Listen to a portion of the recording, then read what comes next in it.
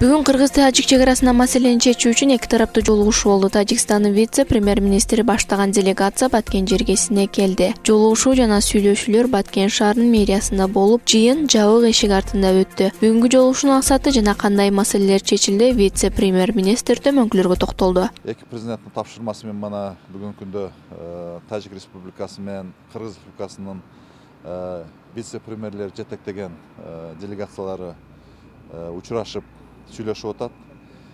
Негизинен айтып кетиш керек, эки тараптан тең ушул маселени жандандырыш керек, жүргүзүш керек, бул маселени жылдырыш керек деген жакшы ойлор болуп атат.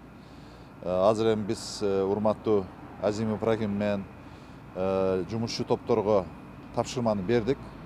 Ошол деталдуу иш-чара иштеп чыгып, ошол учурашуулардын графигине тактап чыккыла деп неме кылдык. Мен ойлойм, азырда жумуш уланып атат.